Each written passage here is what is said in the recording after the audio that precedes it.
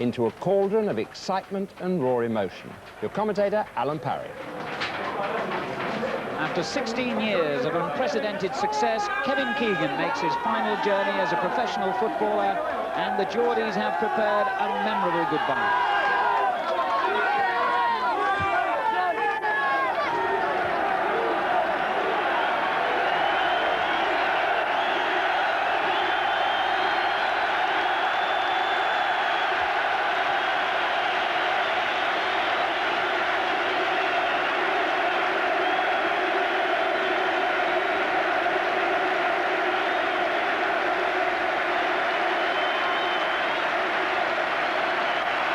Sellout crowd of 37,000 Geordies have come to pay homage for Keegan's 500th and last ever game in the Football League.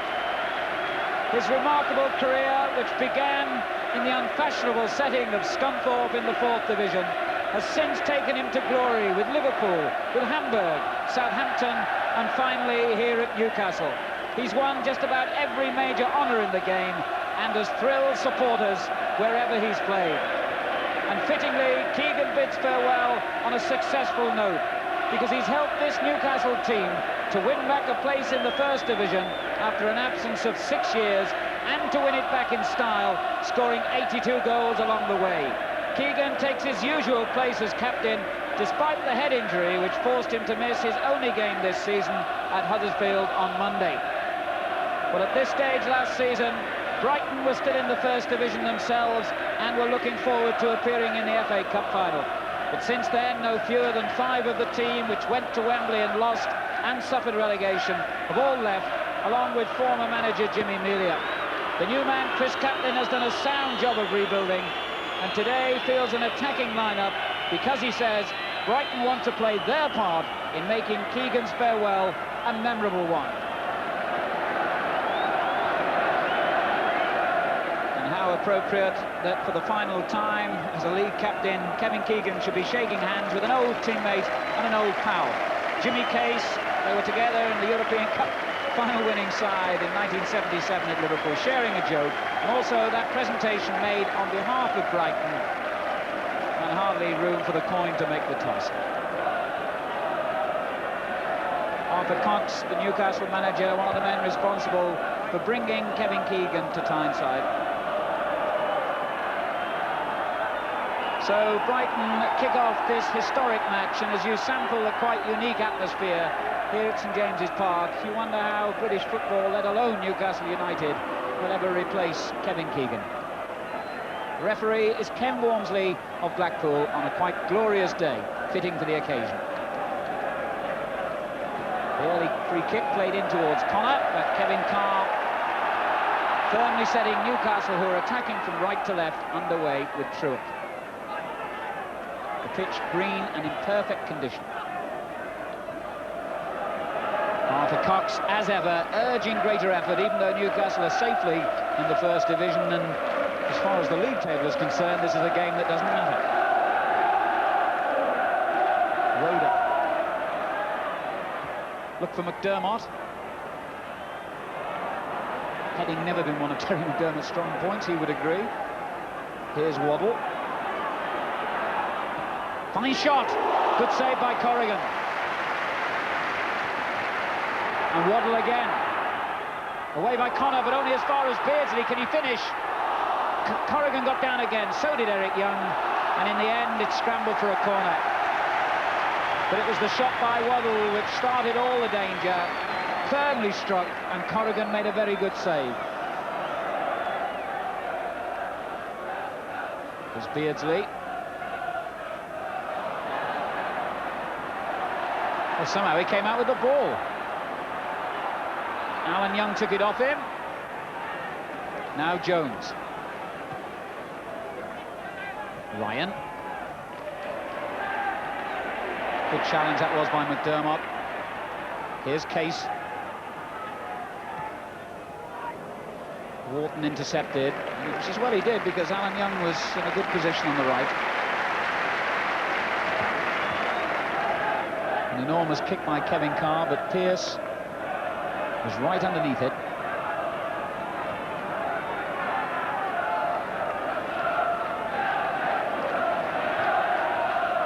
Anderson now for Newcastle. The crowd willing this goal. Keegan, Beardsley, Waddle.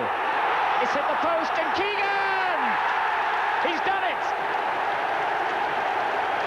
Courtesy of the upright, Kevin Keegan has signed on with a goal. That's what the Geordies wanted. Keegan gets his 28th goal of the season. He it was who helped it on to Beardsley. Waddle's shot tipped against the post. Keegan on hand to snatch it. 1-0 to Newcastle United, and the fairy tale ending is on its way to being complete. In his 500th league game, Kevin Keegan scores his 171st league goal. And a fiction writer could not have bettered this. Kevin Keegan, who first played league football 16 years ago as a 17-year-old, helping Newcastle into the lead, and Waddle's shot it was that really produced the opening. The Geordie fans ecstatic. Jones forward. Roda's header comes to Wilson. And Connor unmarked on the far side of the area. Brought it down well. Ryan is there, and Alan Young, and Connor again, and still Ryan.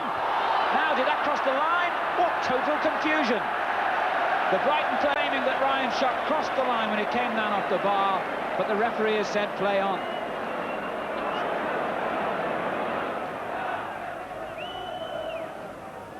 Good ball, McDermott. Keegan's in the middle. Well, all the fans around me thought that that was handball. But then again, they're all wearing black and white scarves. Connor battling away with Wharton.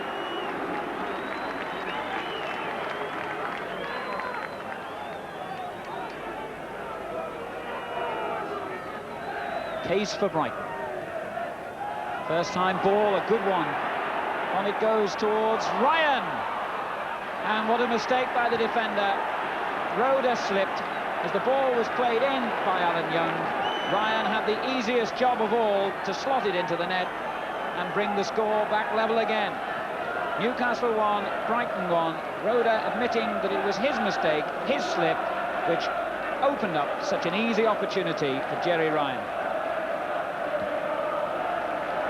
Newcastle won, Brighton won just a couple of minutes before half-time, and that has dampened the enthusiasm, rather, of the majority of people at St James's Park. But Brighton have said all along, whilst they don't want to spoil Kevin Keegan's party, they are intent on playing their part in the match too. And of course, that's exactly what they've got to do. As Jones brings down Truick.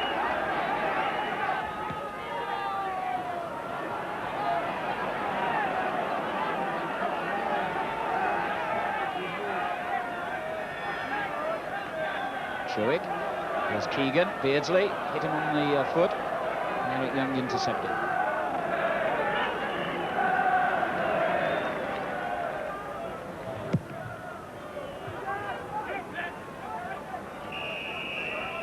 That's half-time, and Kevin Keegan gave this sellout 37 crowd what they wanted with that goal after 22 minutes. He's been lively, effervescent, he seems to have enjoyed it. They certainly have enjoyed his contribution. But Ryan, 4 minutes before half-time, spoiled things a little as far as the first half is concerned by scoring an equaliser for Brighton. So he only spoiled it for Newcastle. Brighton are in this game yet, and with a vengeance. Could go either way in the second half. 1-1 at the interval. Well, there's a familiar face, another great hero at St James's Park, Jackie Milburn. Ward Jackie, who was 60 yesterday, now a journalist up here on Tyneside, and a man who admires what Kevin Keegan has done for this club as much as anyone on the terraces today. So Keegan helps to set Newcastle underway in this second half with that one-goal lead. A difficult swirling wind has rather spoilt this being the spectacle that everyone had hoped for, so far anyway. Newcastle, remember, already sure of promotion to the First Division. They made that so with a draw at Huddersfield on Monday and then beaten Derby 4-0 here last Saturday. Truick.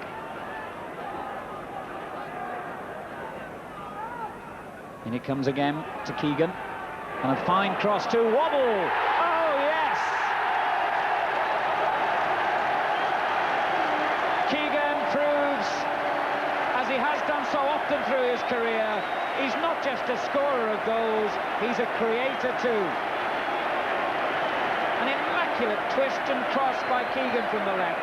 And how well Wobble rose to head it in off the foot of the post. So Keegan scored one and made one for this boy. And Newcastle are back in front, 2 goals to 1. Wobble's 18th of the season. A lovely moment of high skill from 2 fine players, one of whom is ending his career, another in the case of this young man Chris Wobble, who's just beginning what could be an outstanding career.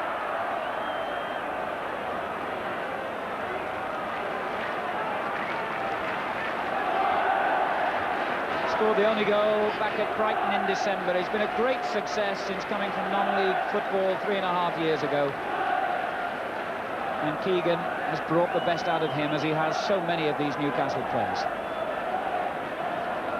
Connor looked to be offside, but the referee said play on, and he ought to have scored.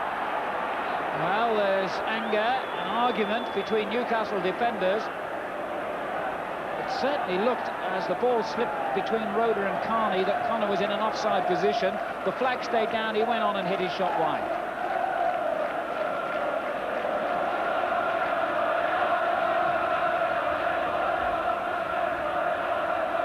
Eric Young to Connor. Jones. Ryan's flick. Here's Wilson for Brighton. On towards Alan Young. Difficult for Anderson here. He got in a mess. Alan Young has turned and appealed. And gets the corner. But confusion then between Anderson and Kevin Carr. Although really it was difficult in a swirling wind with such a high bouncing ball.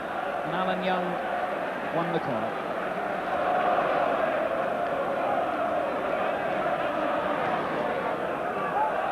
Oh, it's Connor!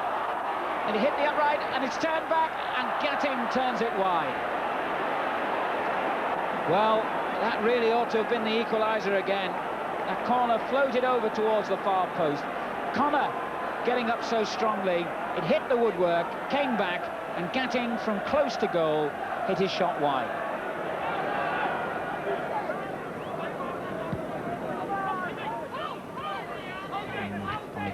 Dermot. Here's Alan Young though. Ryan takes over, looks to feed Connor, who's got real pace. Hit him on the knee and he went in rather dangerously on the goalkeeper. Obviously a forward has to try and reach a ball like that, but really Kevin Carr had come down and it was dangerous because it was his face that was involved. Connor showing terrific pace to get between and ahead of the defenders. But his enthusiasm got the better of him rather.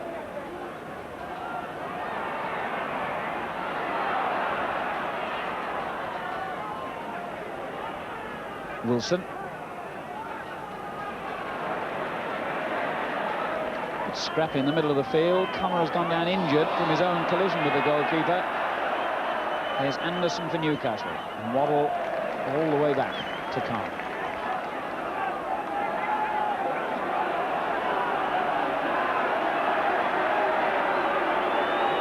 Connor still in agony. Pierce, Wharton and Truick. Wharton again. Keegan. Lovely twist and turn away. Here's Truick.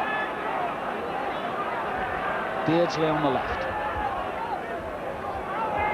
Another bizarre corner. The outcome, and that will enable Brighton to get their physio on for treatment. The referee's turned his back on the game, and Connor, who's now on his feet, will receive treatment from Mike Yaxley, the physio.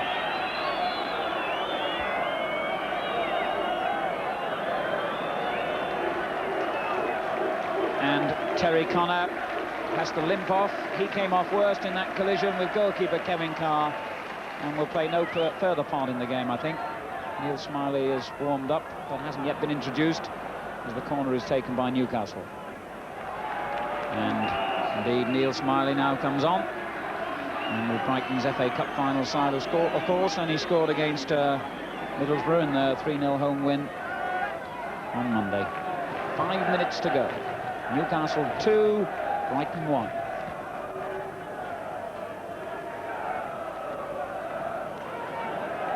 Carney with the clearance. Getting with a spectacular attempt to clear, but it drops for Beardsley. And Keegan. And Beardsley again. And Beardsley still. Oh, magnificent! What a great goal by Peter Beardsley! And that is rounding it off in style. And Kevin Keegan would have been proud of that one himself. What a great goal. Everyone in this ground are on their feet. Beardsley showing magnificent skill when it looked as though the chance had gone. Keegan fed in. Eric Young with the tackle. It looked as though it had gone away from him. What presence of mind he showed to just lift the ball over Joe Corrigan and into the net. Well, that's one of the best goals I've seen for a very long time.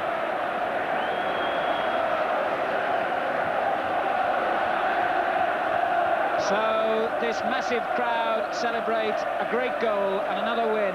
36,415 here. The average attendances at St James's Park have been around 30,000 this season. Kevin Keegan has helped to bring them back into this famous old ground, and players like Peter Beardsley hopefully will keep them coming next season in the First Division when Keegan has gone into retirement. The perfect ending to this game, or perhaps it's not over, because here goes Keegan again. A breathtaking goal by Beardsley.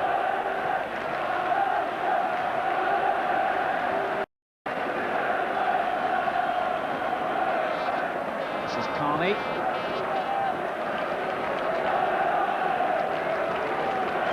Keegan is in the centre circle, still wanting the ball, even in the final few seconds of his career, personifying his enthusiasm, his willingness to help others, and his total involvement in the game. And the crowd have only one name on their lips. It's this man, Keegan. Getting for Brighton. Leading the counter-attack. Ryan on the right. The crowd have forgotten the game now. They're just providing a fitting farewell to Kevin Keegan.